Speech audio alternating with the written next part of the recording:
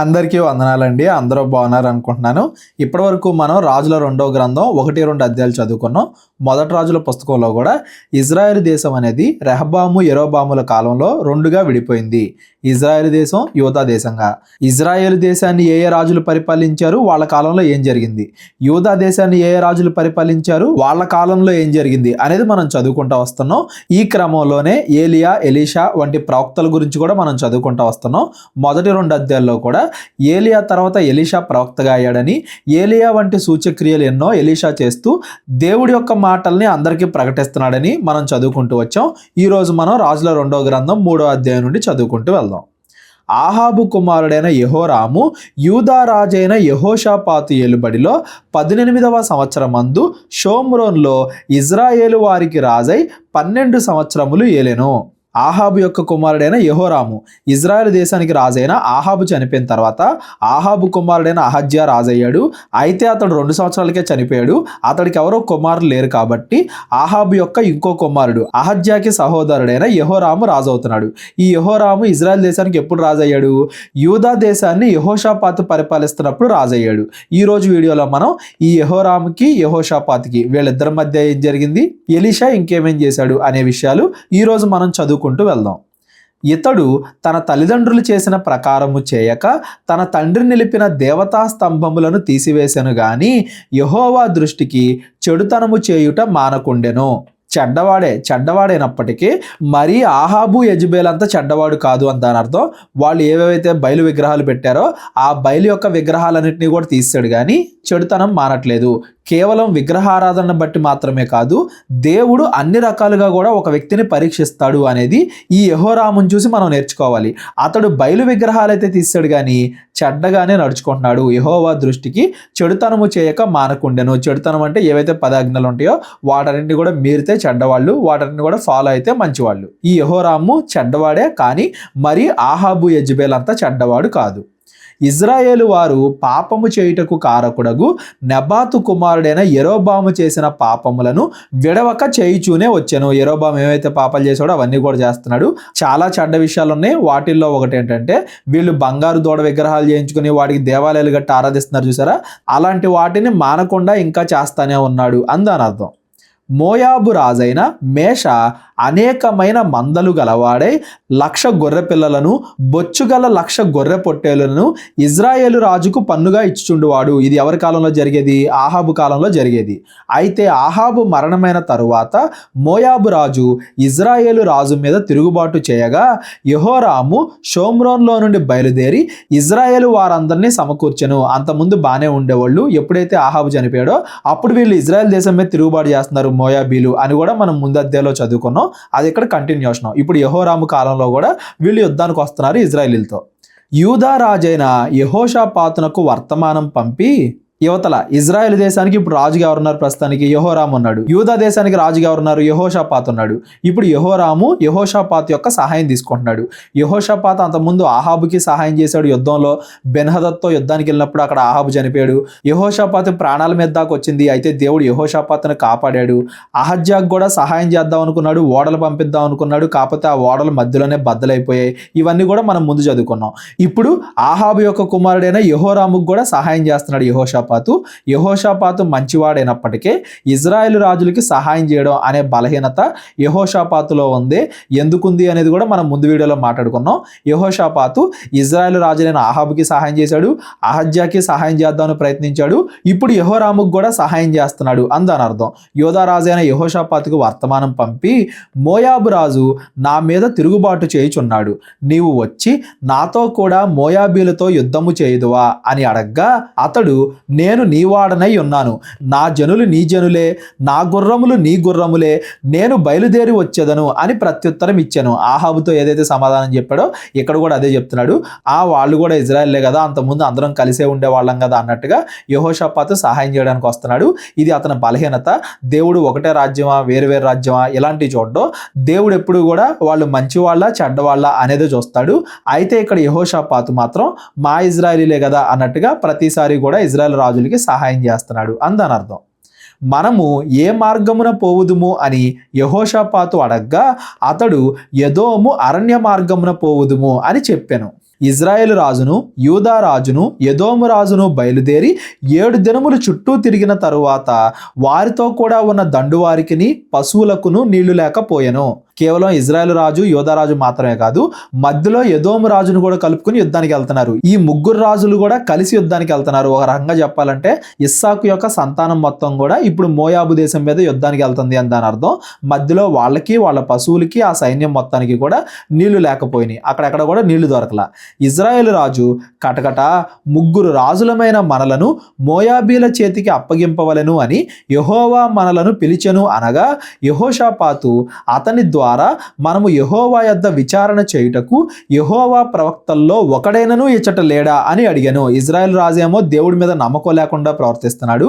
అయితే యెహోషాపాతు యోధా రాజు మాత్రం ఎప్పుడు కూడా దేవుడి మీద నమ్మకాన్ని ఉంచేవాడు అనేది మనకు కనబడుతుంది. ఆహాబు దగ్గర కూడా ఆహాబు యుద్ధానికి వెళ్ళిపోదాం అంటే ముందు మనం ప్రవక్తలతో మాట్లాడదాం, ప్రవక్తలతో మాట్లాడిన తర్వాతే ఏం జరిగిద్దో తెలుసుకున్న తర్వాతే యుద్ధానికి వెళ్దాం అంటాం కూడా యెహోషాపాతు విషయంలో మనం అక్కడ గమనించాం. ఇక్కడ కూడా కష్టాలు వచ్చినప్పుడు ఏది పడితే అనుకోకుండా దేవుణ్ణి అడుగుదాం, యెహోవా ప్రవక్తలను అడుగుదాం అని యెహోషాపాతు అంటున్నాడు. యెహోషాపాతు యొక్క విశ్వాసం కూడా ఈ పదాల ద్వారా మనకు అర్థం అవ్వాలి. అంతటా ఇజ్రాయేలు రాజు సేవకుల్లో ఒకడు ఏలియా చేతుల మీద నీళ్లు పోయిచూ వచ్చిన షాపాతు కుమారుడైన ఎలీషా ఇక్కడ ఉన్నాడు అని చెప్పగా, ఏలియా చేతుల మీద నీళ్లు అంటే అంతకుముందు ఏలియాకి పరిచారం చేసిన, అంటే ఏలియా శిష్యుల్లో ముఖ్యమైన, ఏలియా తర్వాత ఏలియా అని పిలిపింపబడే ఎలీషా ఇక్కడ ఉన్నాడు, ఎలీషాని అడుగుదామా అన్నట్టుగా ఒకరు చెప్పారు యెహోషాపాతుకి. అందుకే ఎలీషా చేసిన సూచక్రియలన్నీ కూడా మనం పైన చదువుకున్నాం.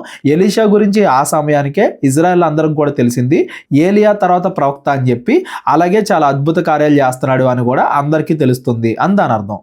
యెహోషాపాతు యెహోవా ఆజ్ఞ ఇతని ద్వారా మనకు దొరుకును అనెను. ప్రవక్తల మీద ఆధారపడేవాడు కాబట్టి ఆ ఎలీషాని పిలుద్దాం అన్నట్టుగా యెహోషాపాతు అన్నాడు. ఇజ్రాయేలు రాజును యెహోషాపాతును ఎదోము రాజును అతని యొద్దకు పోగా, ప్రవక్తను పిలవడం కాదు, వీళ్ళే ప్రవక్త దగ్గరికి వెళ్తున్నారు. ఇదంతా కూడా యెహోషాపాతు విశ్వాసి అయిన యెహోషాపాతు వాళ్ళ మధ్య ఉండడం వల్లే అనేది కూడా మనం గమనించాలి. ఎలీషా ఇజ్రాయేలు రాజును చూచి, నాతో నీకు నిమిత్తమేమి? నీ తల్లిదండ్రులు ఉంచుకొనిన ప్రవక్తల యొద్దకు పొమ్మని చెప్పాను. నీ తల్లిదండ్రులు బయలు ప్రవక్తను పూజిస్తున్నారు కదా, ఏలియాని అంత ఇబ్బంది పెట్టారు, అహజ్యా కూడా అలాగే చేశాడు కదా, నీ తల్లిదండ్రులు ఉంచుకొని ఆ ప్రవక్తల దగ్గరికి వెళ్ళు, ఆ విగ్రహాల దగ్గరికి వెళ్ళు, నా దగ్గరికి ఎందుకు వచ్చావు అని అడుగుతున్నాడు. అలాగ అనవద్దు, మోయాబీల చేతికి అప్పగింపవలెను అని యెహోవా రాజులమైన మా ముగ్గురిని పిలిచెను అని ఇజ్రాయేలు రాజు అతనితో అనినప్పుడు, మేము మోయాబీల మీద యుద్ధం వెళ్తున్నాము, మధ్యలో నీళ్లు కూడా దొరకట్లేదు, సైన్యం అంతా చనిపోతారేమో, మా ముగ్గురు రాజులను చనిపోతామేమో అని చెప్పాడు. మొత్తం జరిగిందంతా చెప్పాడు. ఎలీషా ఇట్లా, నేను ఎవని సన్నిధిని నేను నిలవబడి ఉన్నానో ఇజ్రాయేలు దేవుడైన ఆ యెహోవా జీవము తోడు యూదా రాజైన యెహోషాపాతును నేను గౌరవము చేయని ఎడల నిన్ను చూచుటకైనను లక్ష్య పెట్టుటకైనను ఒప్పకపోదును. నా యొద్దకు వీణ వాయించగల ఒకనిని తీసుకొని రమ్ము. వాద్యకుడొకడు వచ్చి వాయించుచుండగా యెహోవా హస్తము అతని మీదికి వచ్చెను గనుక అతడు ఈ మాట ప్రకటన చేసెను. ఆహాబు యొక్క కుటుంబాన్ని చూడగానే ఎలీషాకి బాగా కోపం వచ్చేస్తుంది. ఆ కోపాన్ని తగ్గించుకోవడానికి నా దగ్గరికి ఎవరన్నా వచ్చి వీణ వాయించండి, మ్యూజిక్ వాయించండి, అప్పుడు నా కోపం తగ్గిద్ది అన్నట్టుగా వాద్యకుడిని, అంటే మ్యూజిక్ వాయించేవాడిని కూడా పిలుచుకుంటున్నాడు. అంటే కోపంలో దేవుడితో మాట్లాడకుండా దేవుడితో ప్రశాంతంగా మాట్లాడదాం, దేవుడిని అడుగుదాం అనే ఉద్దేశంతో. పైన కూడా చెప్పాడు కదా, ఒకవేళ యెహోషాపాతు మీతో కలిసి రాకపోతే నేను మీ మొహం కూడా చూసేవాడిని కాదు అని చెప్పి యెహోషాపాతు మంచివాడు కాబట్టి, యెహోషాపాతు వీళ్ళతో కూడా కలిసి వచ్చాడు కాబట్టి, యెహోషాపాతు అడుగుతున్నాడు కాబట్టి నేను చేస్తున్నా, దేవుడు ఏం చెప్తున్నాడు అంటే అని ఇప్పుడు దేవుడు చెప్పేది చెప్తున్నాడు. యెహోవా సెలవిచ్చినది ఏమనగా, ఈ లోయలో చాలా గోతులను తవ్వించుడి. యెహోవా సెలవిచ్చినది ఏమనగా, గాలియే గాని వర్షమే గాని రాకపోయినను మీరును మీ మందలును మీ పశువులను తాగుటకు ఈ లోయ నీళ్లతో నిండును. ఇది యెహోవా దృష్టికి అల్పమే. ఆయన మోయాబీలను మీ చేతికి అప్పగించును. మీరు యుద్ధం గెలుస్తారు, మోయాబీల్ని దేవుడు మీ చేతికి అప్పగిస్తాడు. ఇది దేవుడి దృష్టికి అల్పమే. దేవుడు ఏదైనా చేయగలడో మన మనస్సాక్షిని బట్టి ఉంటుంది. మీరు యెహోషాపాతుని వేసుకెళ్తున్నారు కాబట్టి దేవుడు మీకు విజయాన్ని ఇస్తాడు. ఎక్కడ పడితే అక్కడ ఈ లోయలో చాలా గోతులను తవ్వండి. ముందుగా మీరు గోతులను తవ్వండి, గాలి రాదు, వర్షం రాదు, అయినా కానీ మీకు మాత్రం నీళ్లు బాగా వస్తాయి అని చెప్పి ఒక ప్రవచనం కూడా చెప్పాడు. మీరు ప్రాకారములు గల ప్రతి పట్టణమును రమ్యమైన ప్రతి పట్టణమును కొల్లబెట్టి మంచి చెట్ల చెట్లనెల్ల నరికి నీళ్ల బావులన్నిటిని పూడ్చి సమస్తమైన మంచి భూములను రాళ్లతో నెరపివేయుదురు అనెను. పాతకాలంలో యుద్ధాలు జరిగేటప్పుడు గెలిచిన వాళ్ళు ఓడిపోయిన వాళ్ళ పట్టణాలను నాశనం చేసేవాళ్ళు. అలాగా మీరు యుద్ధంలో గెలుస్తారు, దేవుడు మీ చేతికి అప్పగిస్తాడు, మీరు వాళ్ళ పట్టణాలను నాశనం చేస్తారు అని కూడా చెప్పాడు. ఉదయ నైవేద్యము అర్పించు సమయమందు నీళ్లు ఎదోము మార్గమున రాగా దేశము నీళ్లతో నిండెను. వాళ్ళు ఎలీషా చెప్పినట్టు ఎక్కడంటే అక్కడ చాలా గోతులను తవ్వారు. ఉదయం అయ్యేసరికి ఆ గోతులన్నీ కూడా నీళ్లతో నిండిపోయాయి. నీళ్లు పారాయంట, అంటే చాలా నీళ్లు వచ్చాయి ఆ గోతుల్లో నుండి. మామూలుగా గోతుల్లో నుండి నీళ్లు రావడం కాదు, ఇది ఒక ఆశ్చర్య కార్యం. అక్కడ చుట్టుపక్కల ఎక్కడ నీళ్ళు లేవు, బావుల్లో నీళ్ళు లేవు, వర్షం పడలేదు, అయినా కానీ గోతుల్లో నుండి నీళ్ళు వచ్చాయంటే ఇది ఒక ఆశ్చర్య కార్యం. అలా జరిగించి దేవుడు ఈ ముగ్గురు రాజుల్ని వాళ్ళ సైన్యాన్ని కాపాడాడు. యెహోషాపాతు యొక్క విశ్వాసాన్ని వాళ్ళందరికీ కూడా చూపించాడు అని దాని అర్థం. తమతో యుద్ధము చేయుటకు రాజులు వచ్చి ఉన్నారు అని మోయాబీలు విని అల్పులేమి గనులేమి ఆయుధములు ధరించుకొనగల వారిని అందరినీ సమకూర్చుకొని దేశపు సరిహద్దునందు నిలిచిరి. ఇటువైపు మోయాబీలు రెడీ అయ్యారు యుద్ధానికి. ఉదయమందు వీరు లేచినప్పుడు సూర్యుడు నీళ్ల మీద ప్రకాశింపగా అవతల నీళ్లు మోయాబీలకు రక్తము వలె కనబడెను గనుక వారు ఇది రక్తము సుమ, రాజులు ఒకరినొకరు హతము చేసుకొని నిజముగా హతులైరి. మోయాబీలారా దోపిడీ సొమ్ము పట్టుకొందము రండని చెప్పుకొనిరి. యాక్చువల్గా ఏం జరిగింది, దేవుడు చాలా నీళ్లు దయచేశాడు కదా, ఆ నీళ్ల మీద సూర్యుడు ప్రకాశింపగానే అది రక్తంలాగా కనబడేలా చేశాడు దేవుడు. వీళ్ళందరూ కూడా భ్రమ పొంది ఇది రక్తం అంటే ఆ ముగ్గురు రాజులు ఒకరితో ఒకరు యుద్ధం చేసుకుని ఆ సైన్యం అంతా కూడా చనిపోయి ఉంటుంది. అందరు చనిపోయారు కాబట్టి ఇంకా మనం వెళ్ళి యుద్ధం ఏం చేస్తాం, వెళ్ళి అక్కడ ఉన్న సొమ్ము అంతా కూడా పట్టుకొచ్చుకుందాం, ఆ దేశాలను దోచుకుందాం. ఎలాగో వాళ్ళు చచ్చిపోయారు కదా, యుద్ధం చేయడానికి ఎవరు ఉండరు, ఏదో ఒకళ్ళిద్దరే కావాలంటే ఆ ఒకళ్ళిద్దరిని చంపేసి ఆ దేశం మొత్తం దోచుకోవచ్చు అన్నట్టుగా సిద్ధపడకుండా, రెడీ అవ్వకుండా, యుద్ధం అనే ఆలోచన లేకుండా కేవలం దోపిడీ సొమ్ము కొలగొడదాం అన్నట్టుగా ఈ మోయాబీలందరూ కూడా వస్తున్నారు. వారు ఇజ్రాయేలు వారి దండునొద్దకు రాగా, వీళ్ళకి తెలియదు కదా అది రక్తం కాదు నీళ్ళని. వీళ్ళేమనుకున్నారు, అక్కడే నీళ్లు ఉండవు కదా, ఇది నీళ్లు లేని ప్రాంతం కదా, నీళ్లు ఉండవు కాబట్టి అది ఖచ్చితంగా రక్తమే. సూర్యుడు రిఫ్లెక్షన్ కూడా వాళ్ళకి రక్తంలా కనబడింది. వాళ్ళేమో మోసపోయారు. ఇక్కడికి రాగానే ఇజ్రాయేలు లేచి వారిని హతము చేయుచూ ఉండిరు గనుక మోయాబీలు వారి ఎదుట నిలవలేక పారిపోయిరి. ఇజ్రాయేలు వారి దేశంలో చొరబడి మోయాబీలను హతము చేసిరి. యుద్ధంలో ఇజ్రాయేలు గెలిచారు, మోయాబీలు ఓడిపోయారు, చాలా మంది చనిపోయారు. ఎలీషా ఏదైతే ప్రవచనం చెప్పాడో అది ఇక్కడ నెరవేరింది. నీళ్లు దయచేశాడు దేవుడు, అలాగే యుద్ధంలో గెలుపును కూడా దయచేశాడు.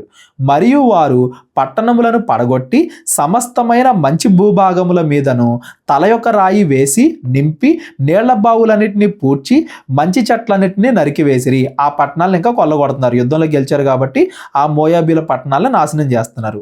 కీర్హరెషతు పట్టణమును మాత్రము వారు విడిచిపెట్టిరు గనుక దాని ప్రాకారము నిలిచి ఉండెను గాని వడిసెల్ని విసురువారు దాన్ని చుట్టుకొని రాళ్లు విసురుతూ వచ్చిరి. ఏదో 1-2 పట్టణాలు తప్ప మిగతా పట్టణాలన్నింటినీ కూడా ఇజ్రాయేల్ నాశనం చేశారు.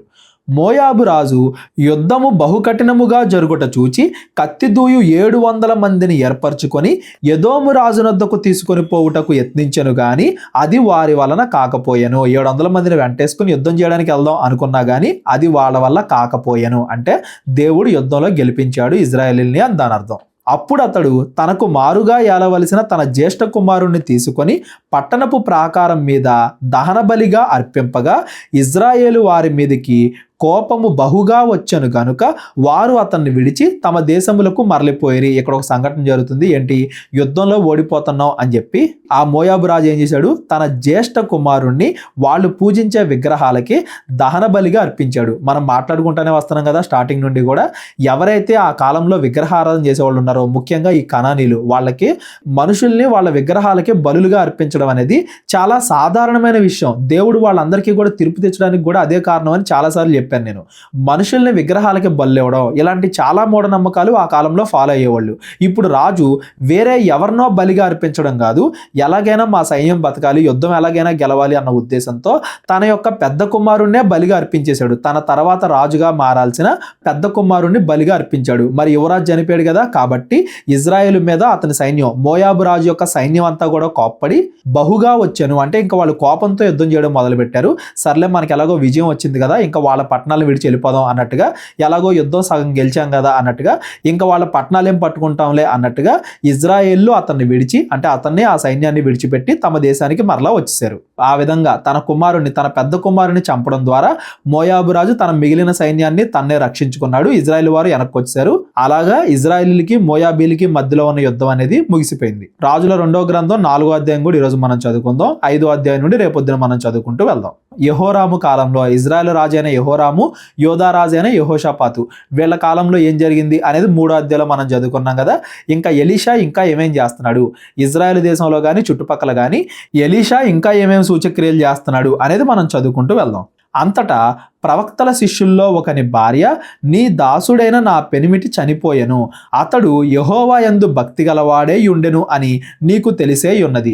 ఇప్పుడు అప్పులవాడు నా 2 కుమారులను తనకు దాసులుగా ఉండుటకై వారిని పట్టుకొని పోవుటకు వచ్చి ఉన్నాడు అని ఎలీషాకు మొరపెట్టగా, ఎలీషా దగ్గరికి ఒక ఆవిడ వచ్చింది, విధవరాలు. ఆవిడ యొక్క భర్త ఎవరో అంతకుముందు ప్రవక్తల శిష్యుల్లో ఒకడు. ఎలా అయితే యేసుప్రభు దగ్గర శిష్యులు ఉన్నారో, బాప్తిస్మిచ్చి యోహాన్ దగ్గర శిష్యులు ఉన్నారో, అలాగే ఏలియా దగ్గర శిష్యులు, ఎలీషా దగ్గర శిష్యులు ఉండడం కూడా కామనే.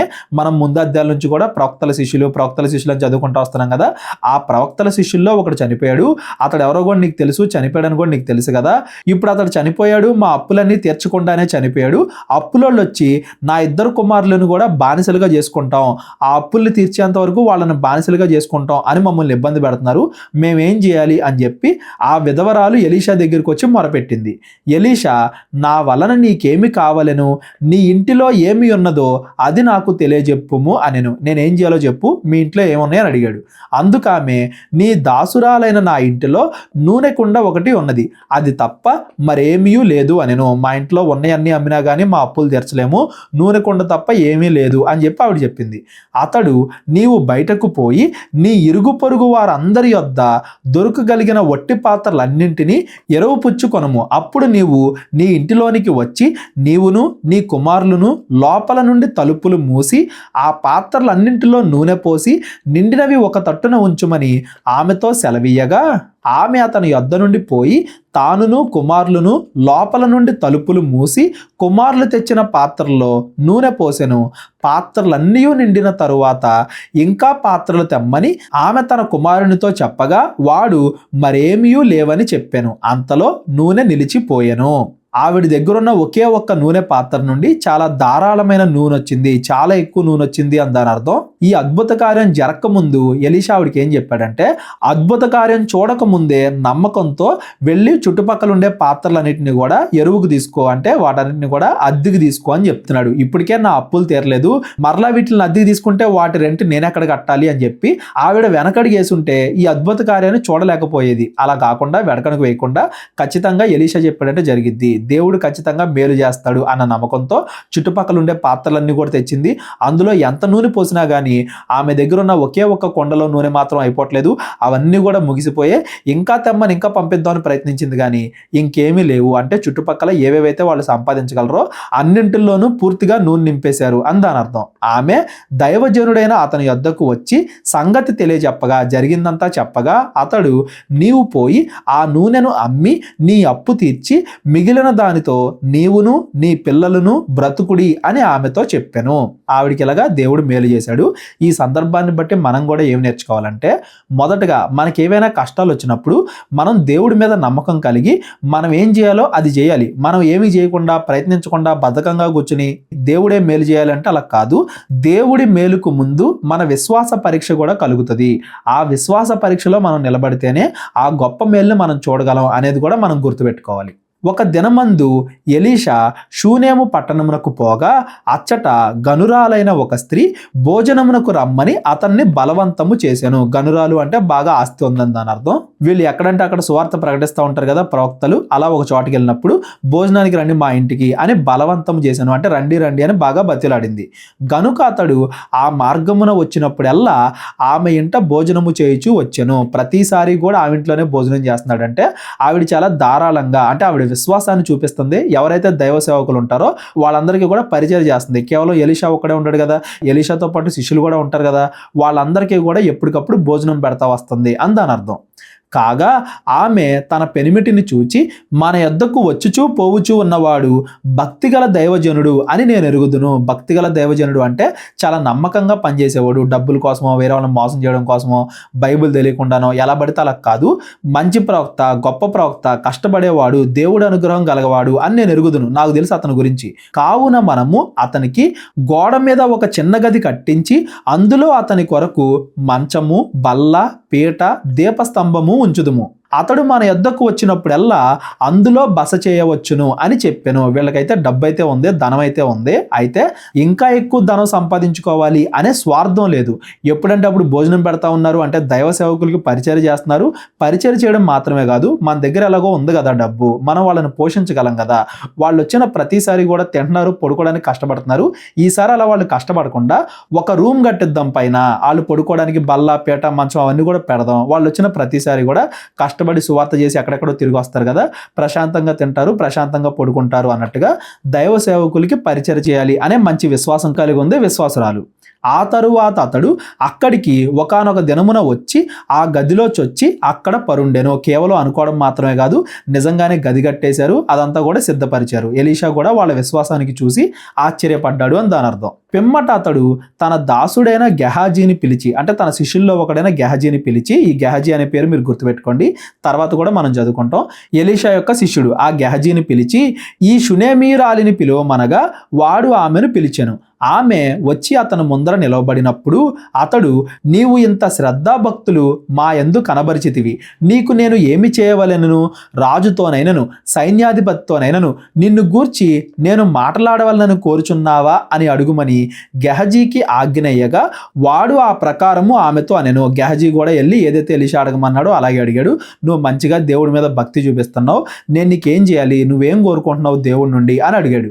అందుకామె, నేను నా స్వజనుల్లో కాపురమున్నాను అనెను. నేను నా స్వజనుల్లో కాపురమున్నాను అంటే నాకు మీరేం చేయాల్సిన అవసరం లేదు, నేను అందరితో కూడా ఇజ్రాయెల్ ప్రజలతోనే ఉన్నాను కదా, సంతోషంగానే ఉన్నాను, దేవుడు నాకు ఆస్తి కూడా ఇచ్చాడు, నాకేం అవసరం లేదు, నేను సంతోషంగానే ఉన్నాను, ఇలా ఉంటే చాలు, దైవజనులతో ఉన్నాను, మీకు పరిచయం చేస్తున్నాను, నా ఇజ్రాయెల్ మధ్య ఉన్నాను, నాకు ఇంకేం అవసరం లేదు అని ఏమీ ఆశించకుండా దైవజనులకి పరిచయం చేస్తుంది అని దాని అర్థం.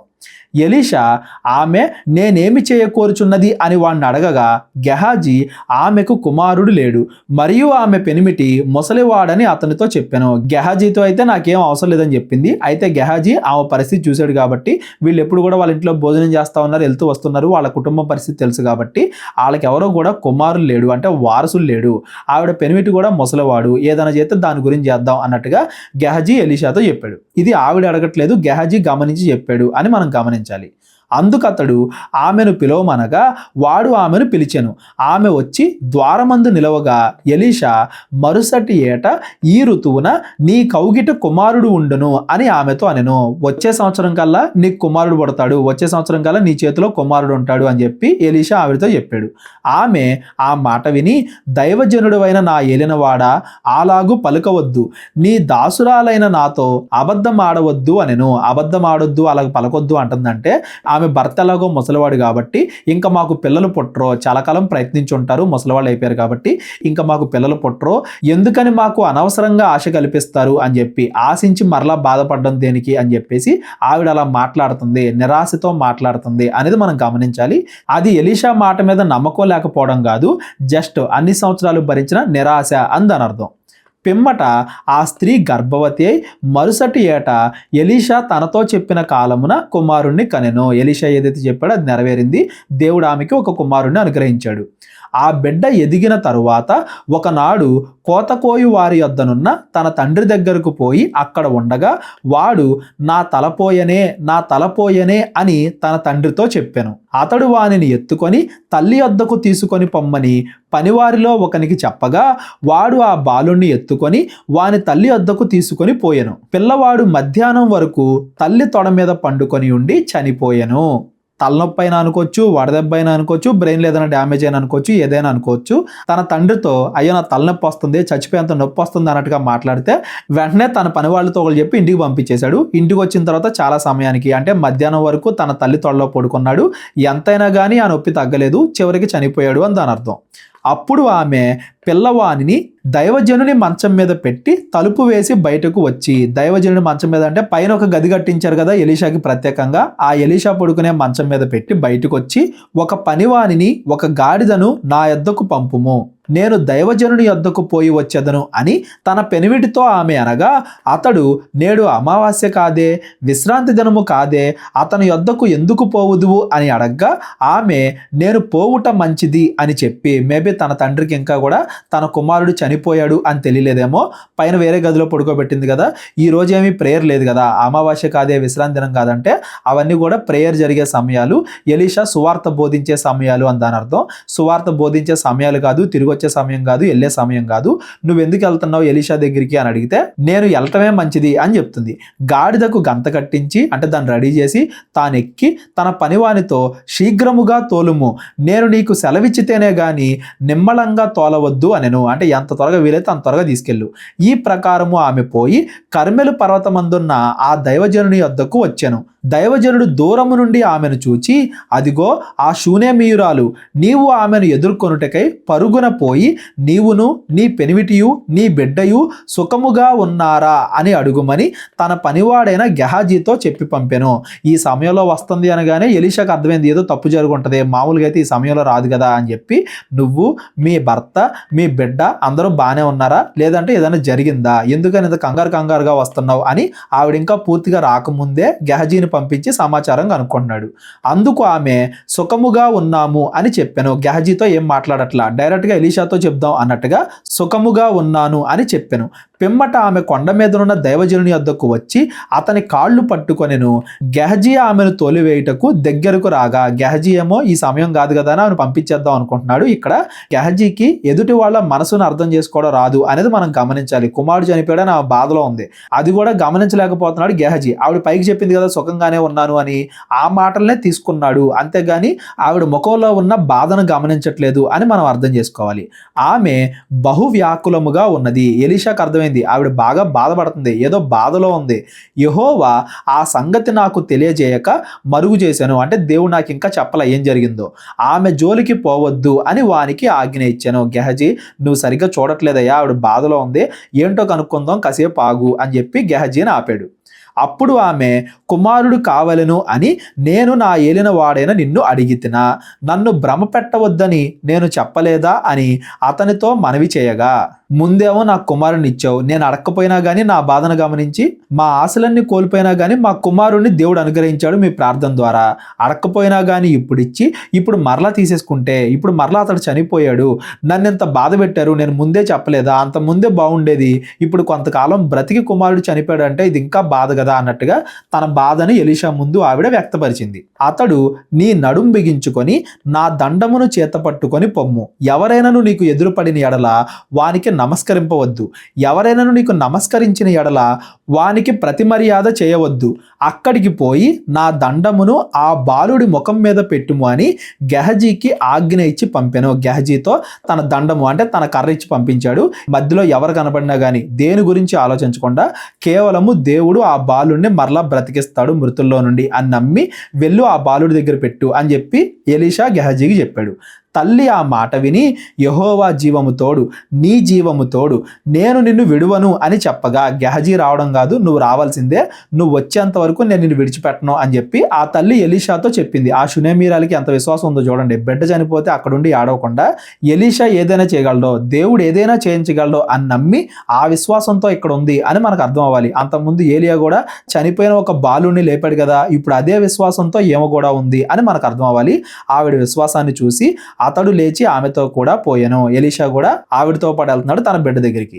గెహజీ వారికంటే ముందుగా పోయి ఆ దండమును బాలుని ముఖం మీద పెట్టెను గాని ఏ శబ్దమును రాకపోయెను, ఏమియో వినవచ్చినట్టు కనబడలేదు గనుక వాడు ఎలీషాను ఎదుర్కొన వచ్చి, బాలుడు మేలుకొనలేదని చెప్పాను. ఇదిగో నువ్వు చెప్పినట్టే నేను చేశాను, అయినా కానీ బాలుడు మేలుకొనలేదు, ఆ బాలుడు చనిపోయాడు అన్నట్టుగా చెప్పాడు.